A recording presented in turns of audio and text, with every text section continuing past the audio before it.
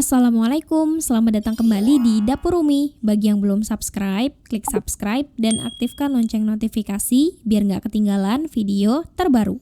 Di video kali ini, aku akan membuat cheese garlic bread tanpa ulen sama sekali, yang pastinya gampang banget.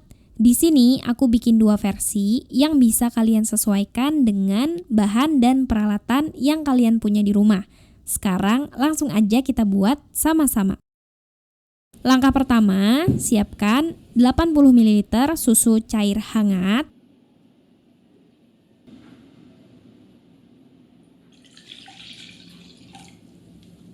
Seperti biasa, kita larutkan dulu gula pasir. Ini gula pasir sebanyak 2 sendok makan. Aduk sampai gula pasir benar-benar larut.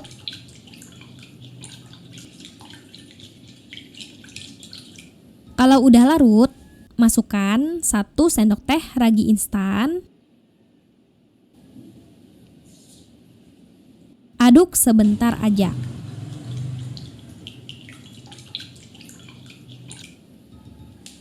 Kita sisihkan dulu, biarkan terbentuk gelembung-gelembung kecil di permukaan campurannya. Dalam wadah yang cukup besar, campurkan 200 gram tepung terigu protein tinggi. Bagi teman-teman yang masih bingung apa itu tepung terigu protein tinggi, sedang, dan rendah, bisa klik di pojok kanan atas. Masukkan setengah sendok teh garam. Aduk bahan kering sampai tercampur rata.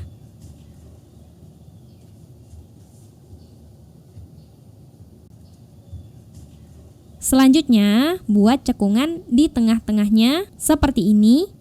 Sisihkan sebentar. Ambil 1 butir telur utuh. Kocok lepas sebentar.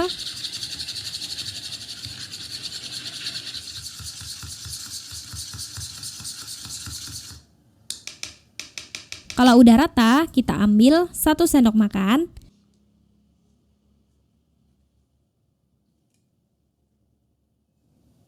Dan ini kita sisihkan dulu ya. Kembali ke campuran susu, gula, dan ragi.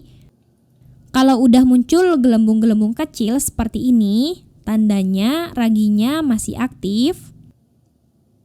Masukkan telur yang sudah dikocok lepas tadi. Aduk hingga tercampur rata.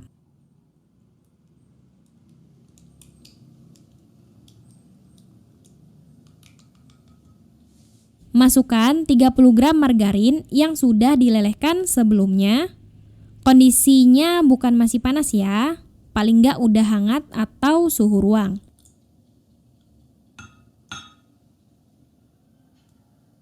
Kita aduk sebentar aja.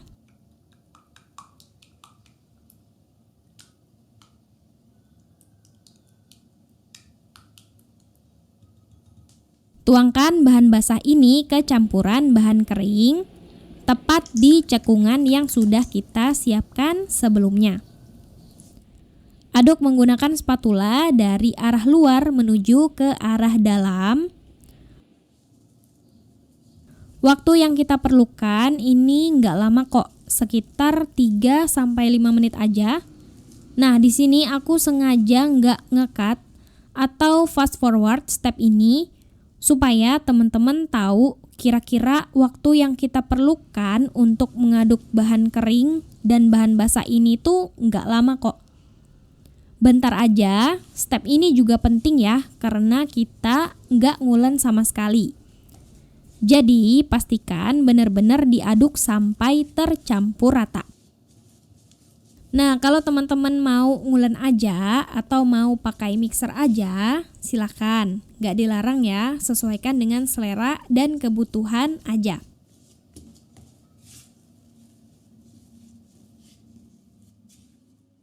Kalau masih ada terigu yang masih kering, bisa kita tambahkan sedikit aja susu cair.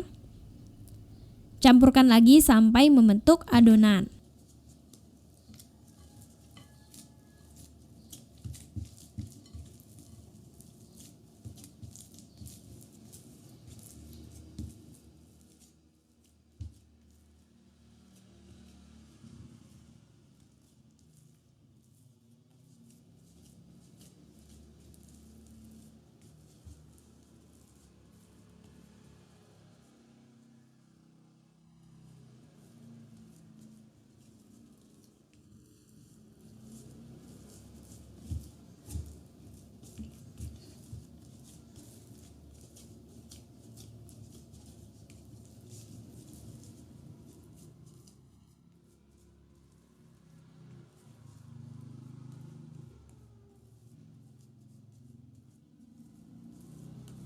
Oke, ini udah selesai. Bentar aja kan ngaduknya.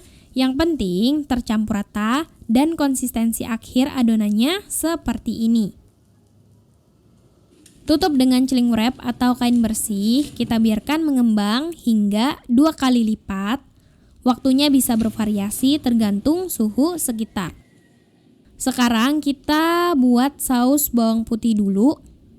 Bahan-bahannya 1 sendok makan margarin, 1 sendok makan telur yang sudah kita sisihkan tadi, atau kalau kalian males atau lupa menyisihkan sebelumnya, di skip aja telurnya juga nggak apa-apa. 1 sendok teh gula pasir, 1 sendok teh mayones,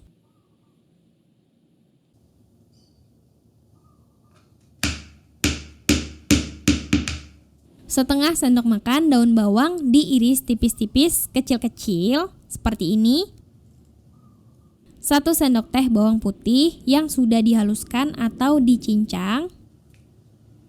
Aduk hingga tercampur rata.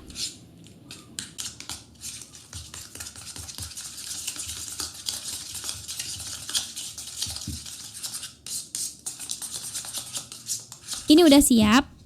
Kita sisihkan dulu ya. Setelah adonan mengembang 2 kali lipat, waktu yang aku butuhkan adalah sekitar 1 jam. Kempeskan adonan, pastikan udaranya benar-benar keluar semua.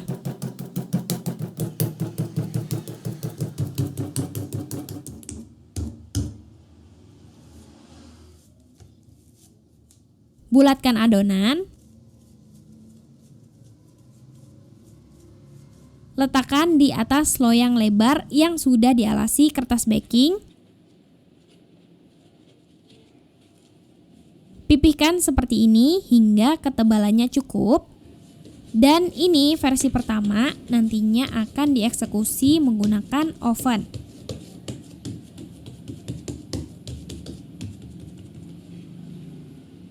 Tutup cling wrap dan biarkan mengembang selama 15-30 menit aja. Untuk versi kedua, aku udah siapin adonan yang bahan-bahannya dan proses pembuatannya sama seperti yang sebelumnya, udah mengembang dan dikempeskan juga. Nah, bedanya kalau ini akan kita eksekusi menggunakan rice cooker. Kita taruh aja di panci rice cooker yang udah diolesin menggunakan margarin. Pipihkan seperti ini.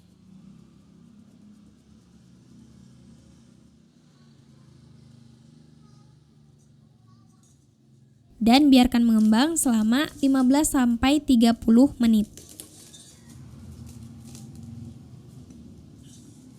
Setelah mengembang tapi tidak sampai 2 kali lipat, kira-kira seperti ini, pipihkan adonannya, tekan-tekan ringan seperti ini, biarkan setengah udara keluar.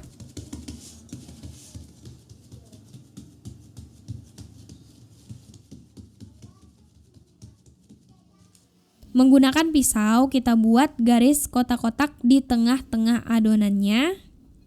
Kira-kira seperti ini. Jadi mirip seperti kasur, bukan yang benar-benar kempes ya teman-teman. Olesi menggunakan saus bawang putih. Oleskan merata di seluruh permukaannya.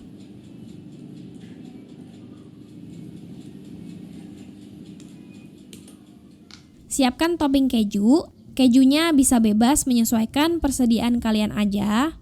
Potong-potong kotak memanjang terlebih dahulu. Ini aku ada keju mozzarella dan quick melt. Versi pertama aku beri mozzarella dan yang versi kedua aku beri quick melt. Kita selipkan aja di garis-garis kotak yang kita buat tadi.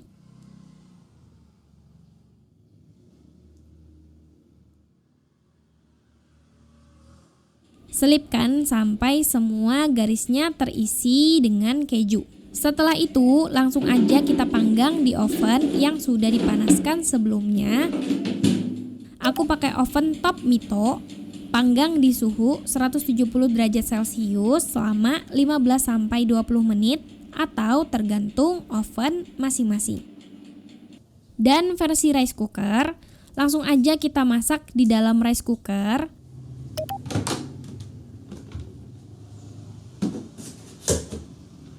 Rice cooker R7 ini juga dari Mito.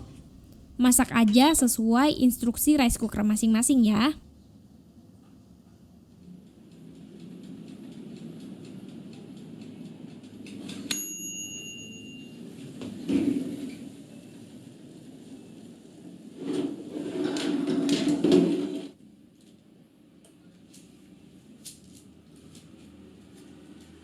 Nah, ini dia setelah selesai dipanggang. Versi oven matang merata, garing di luar, lembut di bagian dalam, ditambah keju mozzarella yang molor. Ini beneran enak dan gurih banget. Versi rice cooker, bagian atas warnanya masih kurang, tapi ini tetap oke. Rotinya tetap lembut, masih ada tekstur garing dari bagian bawah rotinya. Keju quick melt meleleh, menambah sensasi dan rasa gurih. Kalian pilih yang mana nih? Selamat mencoba ya.